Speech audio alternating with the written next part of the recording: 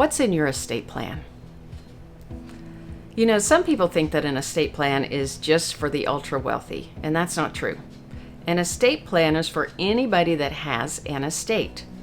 Now, your estate is everything you own minus all your liabilities.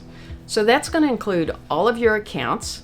It's going to include your real property like your house, your automobiles, your other personal property, and it's going to include your digital assets. And your estate plan does two things. First off, it says what you want to have happen when you're no longer here. When you pass away, where does everything go? Who gets what? And who's going to handle that? The second thing that an estate plan does is it says what's going to happen if you're here and you can't make the decisions yourself because you're incapacitated or disabled.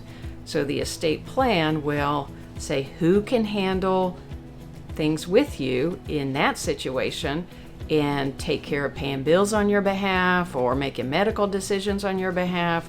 And so the estate plan will include those documents as well. So you need to make sure that you have all the documents in your estate plan. You need to have either a will or a trust for when you pass away, but you also need all of the power of attorney documents for somebody to use if you're incapacitated or disabled. And so that would be your power of attorney for financial matters and your power of attorney for medical. Now, sometimes I have couples that don't have those power of attorney documents because they're doing everything together and they just don't realize that they need to have this second document.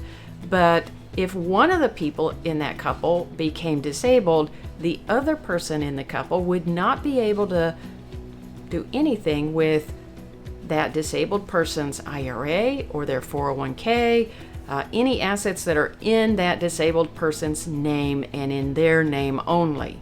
You cannot be joint owners on an IRA or a 401k, and so you have to have the power of attorney documents in the event that you need to manage that on behalf of your spouse or vice versa. So when you're looking at your estate plan and you're thinking about what's in your estate plan, you need to think through, do you have all the documents that you need? Do you have documents that are still in line with your current wishes? Or have your wishes changed, and do there need to be any updates to your documents? Are the people named in your documents to be your executor or your successor trustee or your agent on your power of attorney? Are those people still the same people you would want named today? Or do you need to update that? And do your documents reflect any changes in law? So if law has changed, then you might need to update your documents to ensure that everything is going to work in a way that maximizes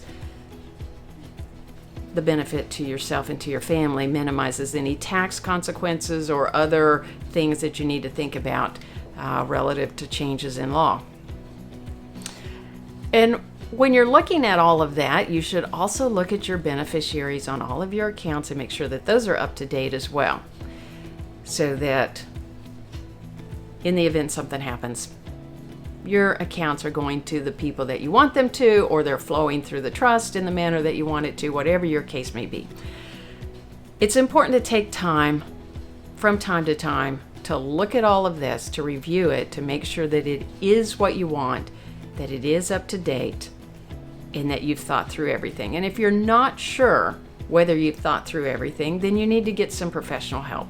Reach out to somebody that can give you some input and some insight to make sure that nothing is missed. This is important no matter the size of your estate. The larger your estate, the more important it can become, but it's important for everybody because you have an estate and you need to make sure that if you are incapacitated, you're disabled, or when you pass away, everything is handled exactly as you want it to be handled. And in doing that, that will help you be on your best path in your retirement.